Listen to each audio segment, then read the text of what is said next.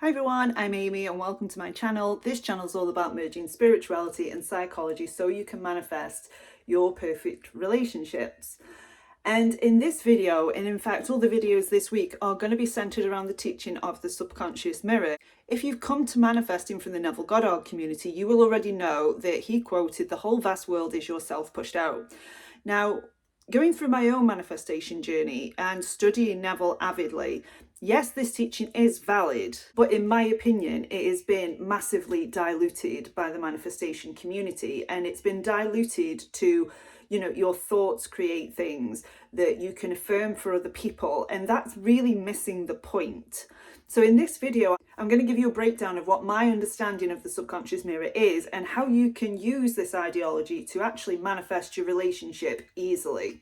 So personally, when I think the whole vast world is yourself pushed out, this is all of me. Now, this is my whole subconscious that is pushed out. So it's not just the thoughts that I think. It's my belief systems, it's my subconscious patterns, it's my judgments towards other people, it's how I feel about things, it's what my concept of self is that's being pushed out. It's never as literal as you think it is. You might well think something, or you might well be afraid of something, and you will see evidence of that in the outside world. And I'm sure if you've been on this journey for some time, you've probably tested this out yourself. So when we look at, say, for example, signs. So just a quick example of that. When I was apart from my specific person a few years back, we were apart for some months and I was obsessed with it. I would not drop the subject. I was completely clinging on to this. And I would see all of the time number plates with his initials in it. And it felt like every single car that drove past me had his initials on it. Now, did that mean that my manifestation was going to happen? No, it just meant that I was thinking about it. It didn't mean that I was living in the end. It didn't mean that I was in the right state. It simply meant that I was thinking about it, so I saw evidence of it. So when people ask me about signs now, I don't make it mean anything. And you shouldn't either, because if you are looking for signs, if you are thinking, oh, does this sign mean that this is happening? You're not in your end result. If you are thinking that, you're not in your end, because signs don't matter. They are irrelevant. The only thing that is relevant is your end result and the state that you're in. And it's the same with fear. For example, I had a fear that I was going to get left by my person, and I would come across all of these stories about people being left by their husbands or left by their partners, and it was even happening to people close to me. But because I'd reacted like that and thought, well, it's happened to them, so it's going to happen to me, I would start acting like that, and the end result was that he would leave me. So the outside world, or the 3D reality, or whatever you want to call it, we will only see what is already within us. So if you have a belief that you are unworthy, you are going to see in the outside world just how unworthy you are. You are going to walk into situations that make you feel more unworthy. You'll be presented with circumstances that you make mean that you're unworthy.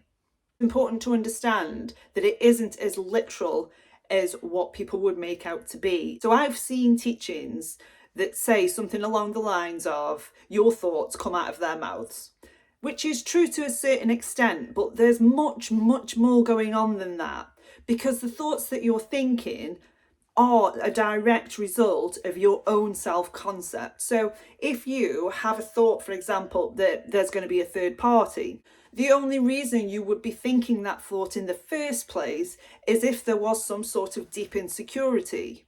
So the fear comes from the deep insecurity. So it's not the fear itself that's manifesting.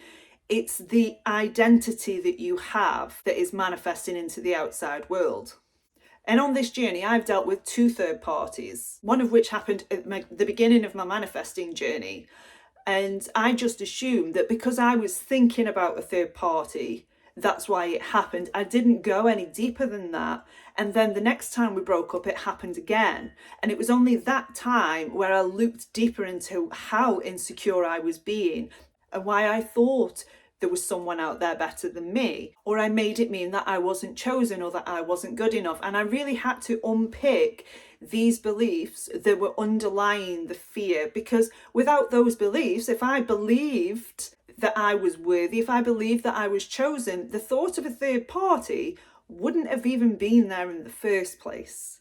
And sometimes it's the resistance to these things that are making you see it. So what I often see in my coaching practice is somebody who is afraid of being left, but they will do their best to push that away and try and get into a better state. And really what we want to be doing is sitting with that fear and letting it process through the body without resistance, so that it passes, and then you won't see it because you're not resisting it anymore. You're not pushing it away, so it's not going to be showing in your outside experience anymore, because it's not something you're particularly afraid of. It's not something that you're that scared of that you're pushing it away thinking, I can't think that thought because I think it's true. So when you first discover that the world is your mirror, this is like a big wow moment. And for a lot of people, they are prepared to take responsibility for the good things, but not what's bad. They don't want to take responsibility for the relationship ending, for example. Now, I'm not victim blaming here. I'm not saying that everything is 100% your fault. It absolutely is not. In fact, none of it is your fault, because you've been programmed this way. You've been programmed to think a certain way. Your life experiences have molded you into thinking this way. But the good news is now that you know this, you have the absolute power to change this. You can change the record. You can change the story just by identifying what it is that's reflecting out. And when you can identify what's reflecting out, you can sit with and you can heal it and release it so that it's no longer showing up for you. So that you can shift into a more desirable state and start seeing evidence of that now. And in my own experience, I labelled my person a commitment phobe for years. For years, I'd said, no, he's a commitment phobe, he's this, he's that, he's the other. But actually, when I did dig a little deeper, it was my own commitment phobia that was reflecting back at me that I hadn't even realised, because it was so deep down and I was so wanting to have this person live with me. I'd never even considered that it was my commitment phobia, and not until I'd taken responsibility for what was being shown to me did I manage to go back and heal that. And when I did heal it, he was all committed. He was 100% committed to moving in with me, and that is how this works. So even the things that you don't like, it does benefit you to take responsibility for it, because you wouldn't be seeing it otherwise. And this doesn't mean that you can't feel how you feel about what's happening outside, because I often see on forums when somebody has been really hurt by somebody, the comment says, well, everyone's you pushed out, and it's really unsatisfying and it's really invalidating. You can absolutely feel how you feel about somebody doing something to you about an unwanted circumstance. You can absolutely feel your feelings about it. But when you have felt your feelings about it, ask yourself, what am I making this mean about me? How is this me? And gently take responsibility for it, not blaming yourself because it isn't your fault, but taking responsibility for the situation and taking responsibility for it being your own belief system, your own self-concept that is reflecting out.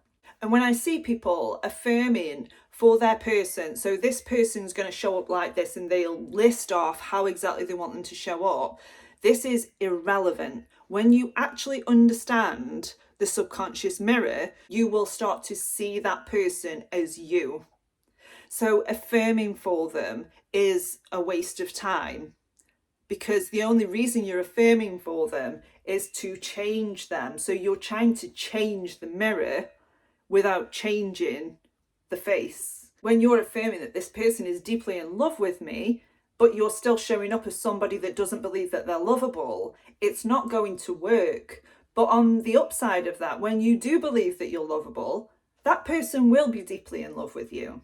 So if it is that you are most of the time affirming that this person feels this way about me, this person thinks about me all the time, this person prioritizes me, you need to start loving yourself and treating yourself how you want to be loved and treated.